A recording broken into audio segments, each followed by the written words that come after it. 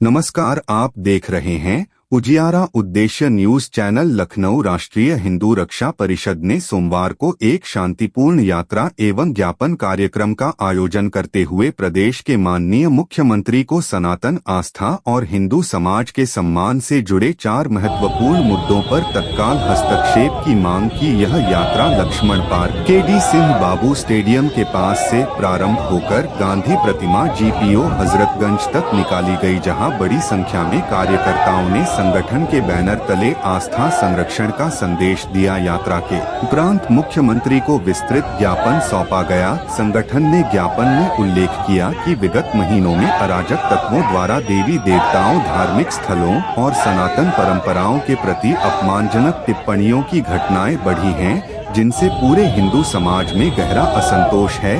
परिषद ने स्पष्ट रूप से मांग की कि ऐसे अपराधियों पर राष्ट्रीय सुरक्षा अधिनियम रासुका के अंतर्गत कठोरतम कार्रवाई की जाए तथा प्रशासन को दिया जाए कि ऐसे मामलों में स्वतः संज्ञान लेकर तुरंत कार्रवाई प्रारंभ करे। ज्ञापन में दूसरी प्रमुख मांग सोशल मीडिया और व्यक्तिगत विवादों के दौरान की जाने वाली जातिगत टिप्पणियों पर रोक लगाने की थी। परिषद ने कहा कि इन टिप्पणियों से समाज में तनाव बढ़ता है और विभिन्न जातियों की महिलाओं पर अमर्यादित टिप्पणी करने का गलत चलन फैल रहा है। संगठन ने मांग की कि ऐसे मामलों में भी रासुका लगाने का स्पष्ट प्रावधान किया जाए। आइए देखते हैं प्रधान संपादक विनोद कुमार की खास रिपोर्ट। हमारे रीति रिवाज तीज त्योहारों के खिलाफ कोई भी व्यक्ति उठता है और अनाप शनाप टिप्पणी कर देता है, अवैध आपत्तिजनक टिप्पणी कर देता है, और फिर उसके बाद में बहुत अगर संगठन हल्ला गुल्ला मचाते हैं तो ज्यादा से ज्यादा उसका चालान कर दिया जाता है। 1 दिन के लिए 2 दिन के लिए बंद होता है और तीसरे दिन उसके अनुयायी उसको साथ में लेके जेल से निकलते हैं, माला वाला पहना के, जैसे वो कोई बहुत श्रेष्ठ कार्य करके और वो हीरो बन के निकला हो। इस प्रक्रिया को पूरी तरह से बंद किया जाए।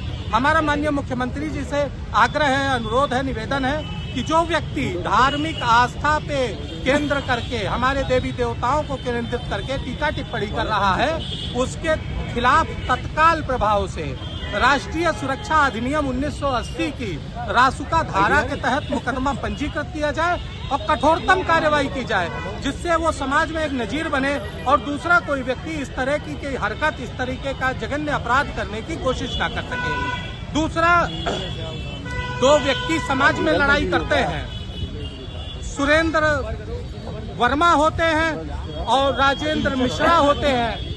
तो सुरेंद्र वर्मा और राजेंद्र मिश्रा को सुरेंद्र और राजेंद्र लोग भूल जाते हैं, वर्मा और मिश्रा की लड़ाई होने लगती है। क्या वो 2 व्यक्ति किसी समाज के, किसी जाति के ठेकेदार हैं?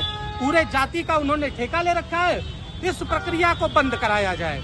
जब कभी किसी तरीके का हो, कोई जातीय टिप्पणी करे किसी भी जाति के खिलाफ, ब्राह्मण, क्षत्रिय, वैश्य, शूद्र, किसी भी जाति के खिलाफ यदि टीका टिप्पणी कोई कर रहा है तो उसके ऊपर भी रासुका के तहत कार्रवाई हो, उसके खिलाफ मुकदमा दर्ज करके और उसको 1 साल तक जेल से बाहर निकलने की व्यवस्था न बनाई जाए। यदि इस तरीके का कार्य सरकार कर देती है तो जो सरकार का मिशन है, माननीय योगी आदित्यनाथ जी का मिशन है, मंचों से वो सभाओं में कह रहे हैं एकजुट होना है, एकता लाना है, तो एकता लाने के लिए ये एंटीबायोटिक का काम करेगी। इस सूत्र के माध्यम से पूरा समाज एकजुट हो जाएगा। तीसरा प्रमुख हमारा जो मांग है, तीसरा वो ये है कि हमारे यहाँ बहुत सारे खाद्य पदार्थ ऐसे बिकते हैं जिनमें हमारे देवी देवताओं का नाम लिखा जाता है और उसके बाद में फिर उनका अपमान होता है, नालियों में, सड़कों पे उस पदार्थ को फेंक दिया जाता है, जिससे धार्मिक आस्था को क्षति पहुंचती है। तो हमारा माननीय मुख्यमंत्री जी से आग्रह है कि इस तरीके का कोई कानून लेके आवे और तत्काल प्रभाव से कोई ऐसा आदेश पारित करे कि जो व्यक्ति हमारे धार्मिक आस्थाओं और हमारे देवी देवताओं के नाम का प्रयोग करके किसी भी पदार्थ को बेच रहा है, व्यावसायिक पदार्थ को, उसका तत्काल प्रभाव से उस पर रोक लगाई जाए। और इसी के साथ हम सारे सनातनियों से हाथ जोड़ के अनुग्रह कर रहे हैं, आप सभी टीवी चैनलों के माध्यम से, कि आज की तारीख से संकल्प ले लीजिए उस पदार्थ को कतई मत ग्रहण कीजिए जिसमें हमारे देवी देवताओं का नाम लिखा हुआ हो। आप बंद कर दीजिए, बनाने दीजिए, वो विवश हो जाएंगे, बंद कर देंगे। अमाननीय मुख्यमंत्री जी जो धर्म ध्वजावाहक कहे जाते हैं, जो पूरे देश में हिंदुत्व के सारथी कहे जाते हैं, उनसे आग्रह है हमारा कि इन प्रमुख बिंदुओं को संज्ञान में ले और तत्काल प्रभाव से इन पे कार्रवाई करें। त्वरित कार्रवाई करने से पूरे समाज में हर्ष आएगा और पूरे समाज को बड़ा आत्मबल मिलेगा। चौथा प्रमुख मुद्दा हमारा, लखनऊ का नाम पहले लखनपुर हुआ करता था। भगवान पौराणिक कथा के हिसाब से भगवान रामचंद्र जी ने अपने छोटे भाई अनुज वीरवर लक्ष्मण जी को लखनपुरी दिया था, और वो लखनपुरी को जब यहाँ पे मुगल शासन आया तो आक्रांताओं ने इसका नाम लखनऊ कर दिया। इस लखनऊ का नाम परिवर्तित करके पुनः इसको लखनपुर नाम से घोषित किया जाए। इन्हीं 4 मांगों को लेकर हम आज इस कार्यक्रम को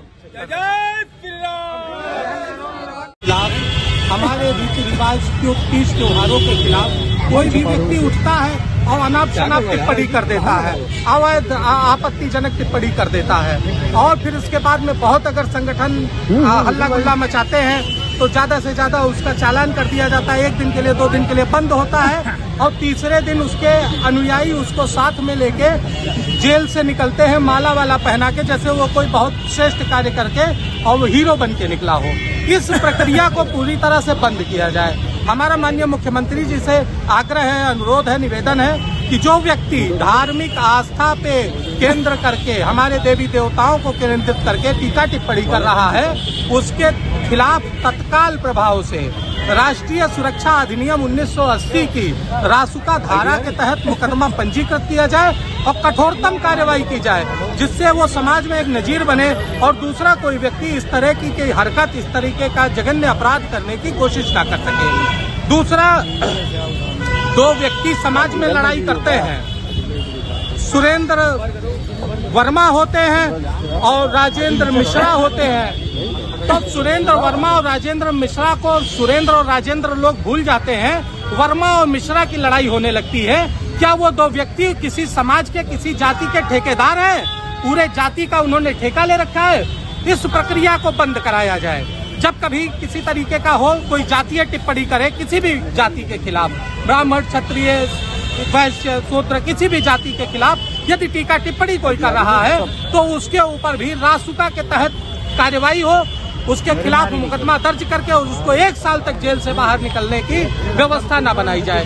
यदि इस तरीके का कार्य सरकार कर देती है तो जो सरकार का मिशन है, माननीय योगी आदित्यनाथ जी का मिशन है, मंचों से वो सभाओं में कह रहे हैं एकजुट होना है, एकता लाना है, तो एकता लाने के लिए ये एंटीबायोटिक का काम करेगी।